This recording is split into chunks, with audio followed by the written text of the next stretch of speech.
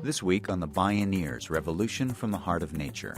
The great thing is that there are many of us who are preserving the sacred knowledge. Our farms are the repositories of this very important knowledge that has really been disappearing. It's Farming Fields of Dreams with Master Organic Gardener Michael Ableman. This week on the Bioneers, Revolution from the Heart of Nature.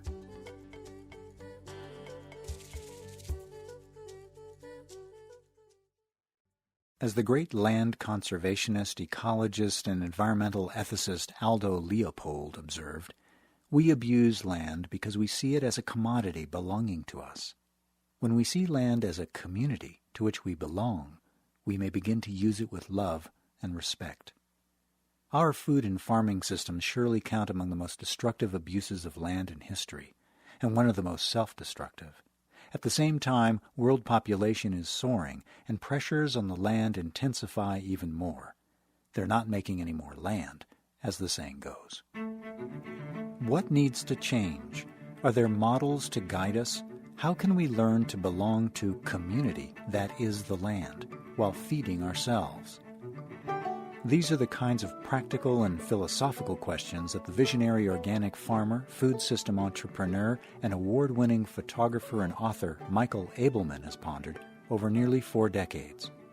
In this half hour, he reflects on what it will take for all of society to restore healthy, thriving lands and an equitable food system with access for all. This is Passing Through, Farming Fields of Dreams, with the master organic farmer and visionary changemaker, Michael Ableman. I'm Neil Harvey. I'll be your host. Welcome to the Bioneers, Revolution from the Heart of Nature.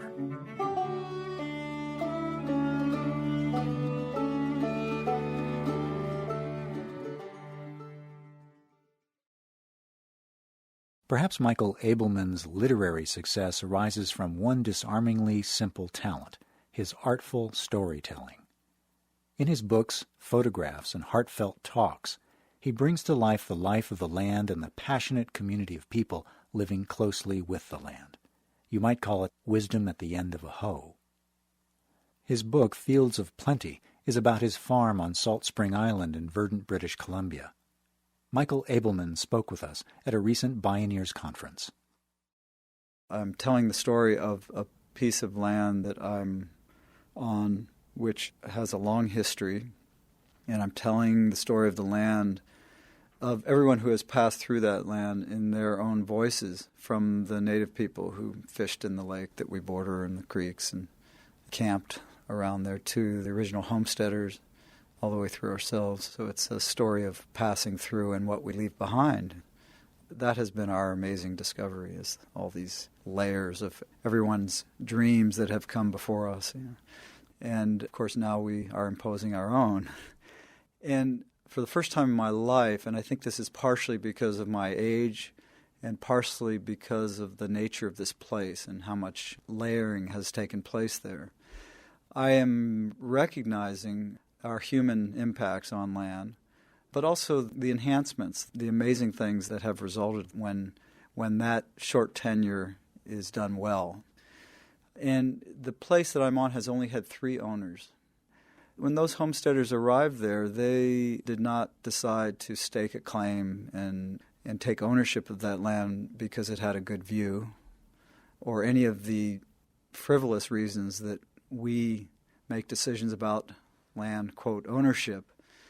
They chose that piece of land because they thought they could survive there.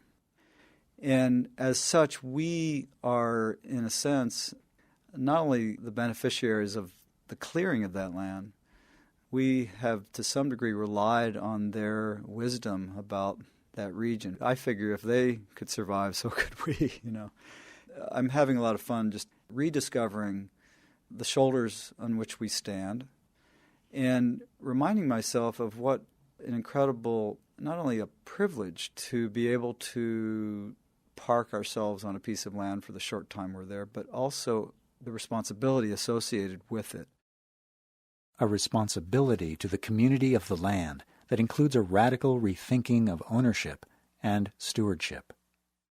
I have realized that land ownership does not ever imply land stewardship. most of what we know now in relationship to ownership is not taken on by people who have the skills and the knowledge in terms of how to properly steward.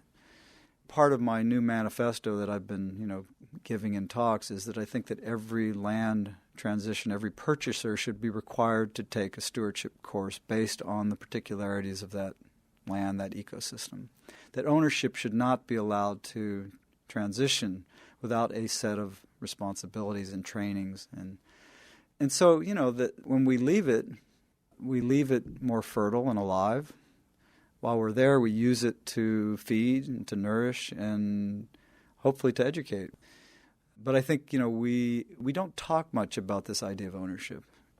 And I think just because you have the financial resources to purchase land, that should not be the only qualification.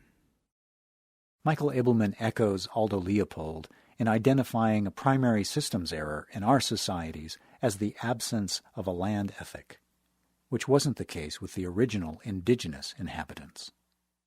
We do tend to romanticize the relationship to land that pre-white cultures, for example, had. I mean, native people in this country managed the landscape very effectively. They burned and they, in some cases, planted, and there was a lot of management going on. It was not this stand back and watch it all happen, Mind you, it was the populations relative to the land base were very different than they are now. In the process of that management, there was a very intimate knowledge with the systems that were being managed. As an organic farmer who farms with nature, Michael Ableman must be a close and sophisticated observer of the land. But he knows we're not going to change the world one farm at a time, much less one small farm at a time. He certainly knows how up close and personal the economic challenges are for any farmer, big or small, and the challenges of providing healthy and organic food for all. So how do you reconcile the pragmatic with the visionary? How will we feed the world's growing population and provide access to healthy food? Or are those even the right questions? The fact that we have a system of haves and have-nots is a problem with the society as a whole that has to be addressed by the society as a whole, not just by the 1.5% of the population we call farmers. And that doesn't mean that we do not have some creative ideas that we're trying to work on. I work in the inner city in Vancouver on the east side on a project that hires drug addicts and prostitutes in a meaningful job program. We happen to be farming, but the farming is secondary to the fact that we're providing meaningful work. The irony, of course, of that is that we're selling the food to restaurants and farmers markets for the highest return so that we can actually afford to run the project and pay the people who are employed there. So that food isn't even staying in that neighborhood. But our priority, our goal was jobs. And I think it's a wonderful thing that all this amazing new thinking around food and agriculture does have a major social justice component. And for many of us, it's kind of at the heart of it. But I don't believe that farmers should carry the lion's share load of that. I think they should be paid on parity with other professionals. And I frankly think that the only strategy to get young people involved with a profession that for a long time got a bad rap is to demonstrate that you can make a decent living doing it. It's very practical stuff. Without question, engaging a large number of young people to enter farming is a critical issue, given that the average age of today's farmer in the United States is 60 years old. And Michael Ableman says that's just one of many daunting challenges to achieve the large-scale transformation of the food system. The reality is that farmers are, if that is their profession, they're pretty practical people, and their concerns are whether they're going to be in business next year and whether they can pay their bills. And I think the unfortunate thing is that commodity producers are cogs in a wheel of a system that they unfortunately do not have a lot of control over. They've lost control. And the fundamental problem is that there are so few of us providing the fundamental nourishment for so many. And as such, we have evolved a system that is completely wacky. For example, those of us who are now focused on fruits and vegetables as our primary occupation are focused on that because it provides a very good return. It's because we can direct market it. It's because people will pay for it. But the reality is that we as farmers, because there are so few of us, in the future should not be growing fruits and vegetables. We should be growing what the society really needs to survive. It's the protein sources, it's the cereals, the meats, the grains, the beans. And individuals and homeowners should be growing their own fruits and vegetables. And if, in fact, even if we were to multiply the numbers of farmers 100-fold, it still would not be enough to take care of the most fundamental dietary needs that our society has. And as such, we've got to stop contorting ourselves to get these very perishable products to market like some organ transplant, and do the kind of growing that I think is really necessary. Problem is, somebody's going to have to pay for it. The return on those other products is not the same as the return on fruits and vegetables.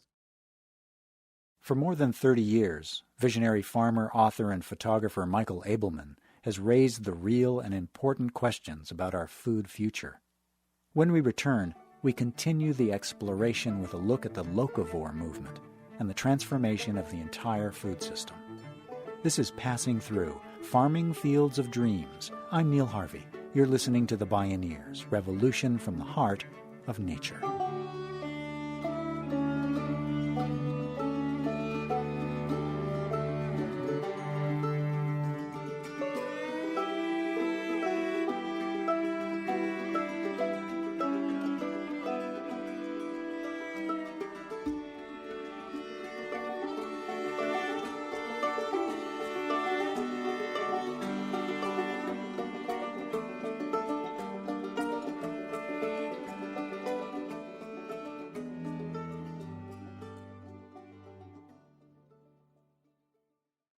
Bioneers, Revolution from the Heart of Nature is made possible in part by John Masters Organics. Feel good about looking good. Learn more at johnmasters.com. Free distribution of this program is made possible in part by support from listeners like you. To explore more Bioneers radio shows and conference videos for free, visit bioneers.org. What kind of food should we grow and eat? Who will grow it? Where will we grow it? And how will it move from farm to table? Michael Ableman invites us to embrace these hard questions and be ready to make some real changes. We are going to have to come to terms with some kind of sensible view of diet which is relational to population, land base, farmers, a whole range of resources. Like the current system in terms of what is available, there is no relationship to reality there. And the epidemic around food-related illness is just the surface of the whole problem, really.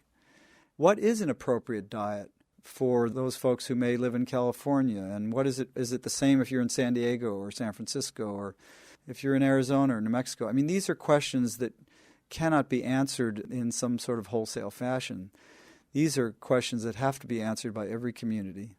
And they have to be answered by looking at a whole range of relationships and connections. Who is there to produce the food? What are the soils they're using? What's the climate? What resources, soil fertility resources, are available locally? How about water? All these issues, there are so many issues that have to play into what diet will mean in the future. Ableman's vision of a radically regionalized food system is indeed beginning to spread around the United States.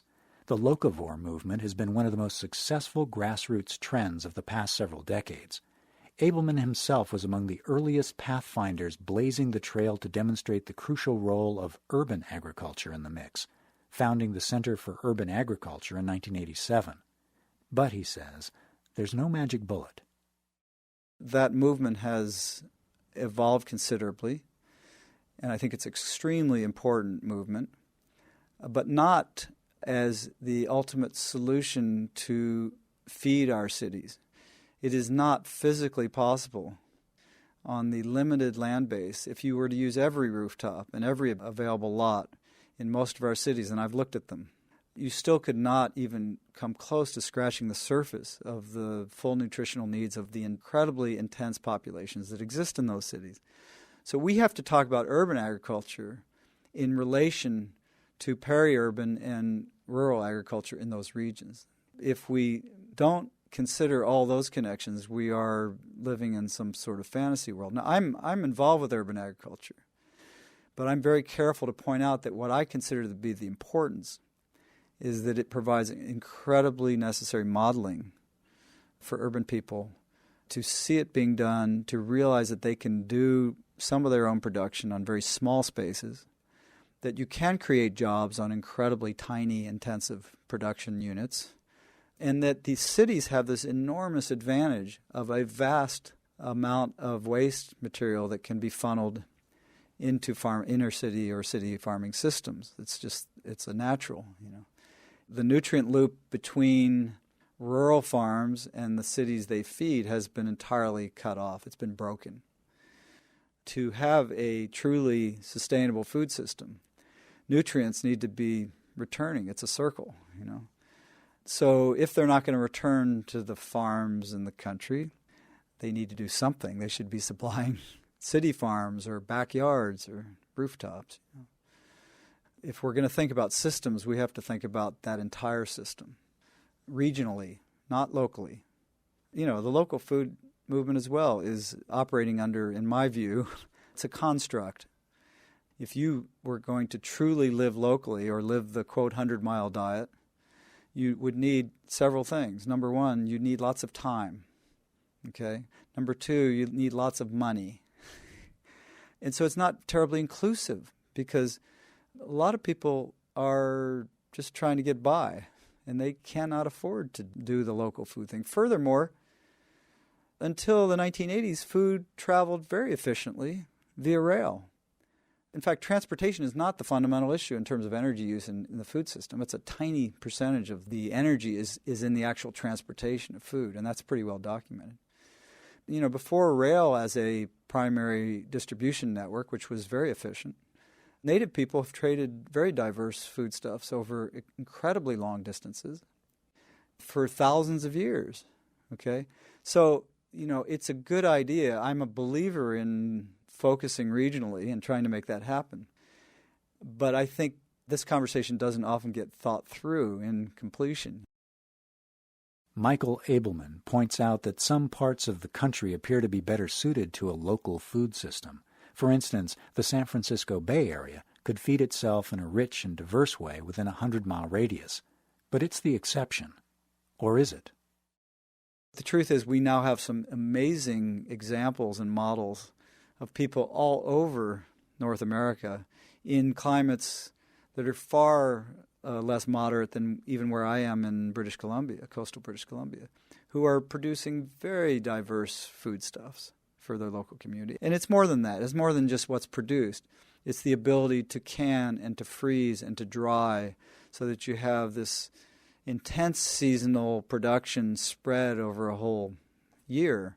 It's the ability to recognize that a potato is not just a russet, that it's 100 different varieties, each with their own textures and flavors, that each are a different experience, that we now know how to do very creative season extension without the use of electricity.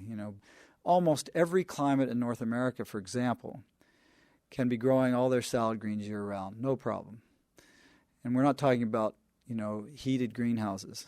My friend Elliot Coleman, who farms in Maine, in a very inhospitable location, his main season starts in October, November, and goes through the winter. And, there's photographs of his diverse production on a table with 3 feet of snow around it that came out of a tunnel house, an unheated tunnel house. We're talking about a single layer of plastic, through some very creative, very basic thinking and methods.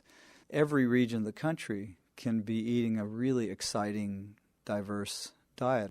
Odessa Piper in Madison, Wisconsin, ran that wonderful restaurant, La Trois, which is still going. And her menu, it didn't matter if it was January or February or August was only Wisconsin-grown ingredients. And I've eaten there in the middle of the winter, and it's unbelievably good. I mean, I feel like I've spent time in Cuba because Cuba is, to me, a very important place to be looking at in terms of food systems, and the future of where we're going. Contrary to what some people might think, the Cubans did not green their agriculture because it was the right thing to do. They did it because they were going to starve to death, virtually overnight, and during the special period in '89 when they lost access to Soviet supplies of seeds and chemicals and machinery and foodstuffs. They were faced with mass starvation. And they took some of their best minds and they applied them towards rethinking their food system and creating a food system on a tiny island that was self-sustaining, no external inputs. Remarkable what came out of that. But it was out of necessity. It was out of survival, right? And I think that while we are living in a time now where a certain segment of the population has recognized the wondrous nature of a diverse food and local food system and are benefiting from it, the majority still has not. But they haven't because we are terribly comfortable with the system that we have. Comfort is what's happening. And I don't really believe that the kinds of structural and fundamental changes that are going to be required to shift this thing in the way it really needs to are going to happen until they absolutely have to, until the impacts become a little bit more personal. As happened in Cuba, it may take full-blown breakdowns to transform our food system, or we can proactively begin to make the changes we know we need to make. In many cases, Ableman says, we know how to make them, and we're very fortunate that for decades brilliant, innovative farmers, food system entrepreneurs, and changemakers have been rehearsing in the green room, preparing for this moment, and they're ready for prime time.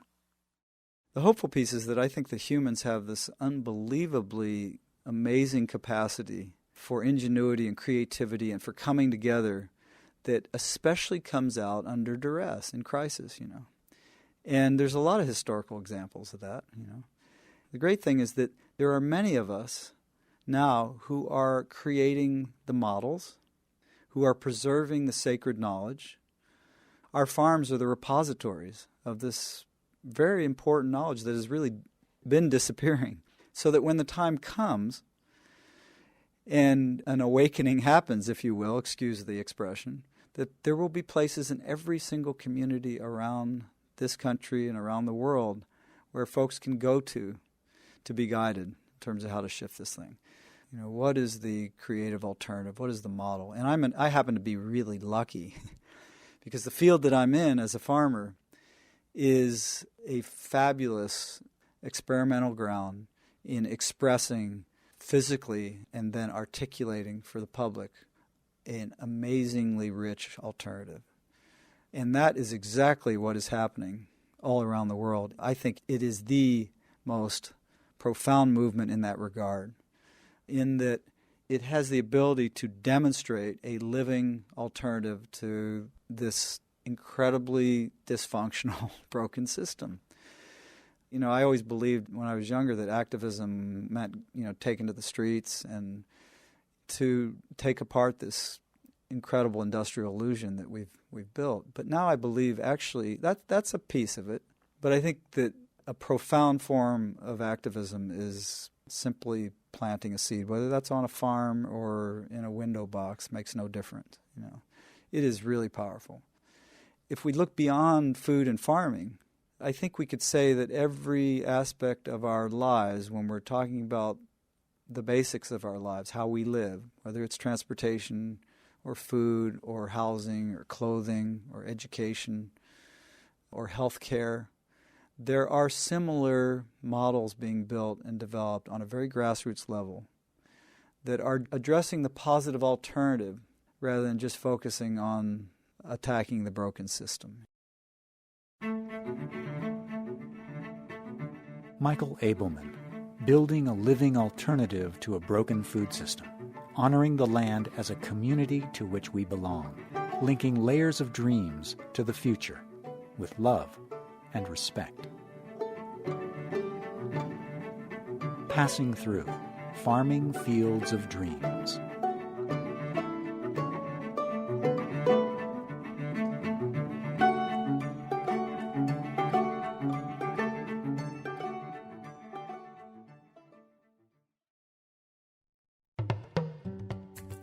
You can listen to a variety of Bioneers radio shows, view conference videos online at www.bioneers.org, where you can also learn about attending the Bioneers Conference or a local satellite conference near you. The Bioneers, Revolution from the Heart of Nature is a production of Collective Heritage Institute. Executive producer, Kenny Ausubel. Written by Catherine Stifter and Kenny Ausubel. Senior producer, Neil Harvey. Managing producer, Stephanie Welch. Production management, Aaron Leventman and Nicole Spangenberg. Station relations by Creative PR. Distribution is by WFMT Radio Network. Interview recording engineer, Jeff Westman. Our theme music is taken from the album Journey Between by Baka Beyond and used by permission of Hannibal Records, a Rykodisc label. Additional music was made available by The Bee Eaters at beeaters.com. For more music information, please visit bioneers.org. The opinions expressed in the Bioneers Revolution from the Heart of Nature radio series are those of the presenters and are not necessarily those of Collective Heritage Institute, the underwriters, or this radio station. My name is Neil Harvey. Thank you for listening. I invite you to join the Bioneers in inspiring a shift to live on Earth in ways that honor the web of life, each other, and future generations. This is program number 0812.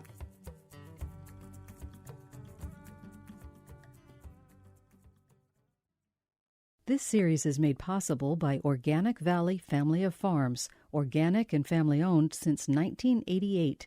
Learn more at organicvalley.coop. And by Park Foundation, dedicated to heightening public awareness of critical issues. For more information, visit www.bioneers.org or call 1-877-BIONEER.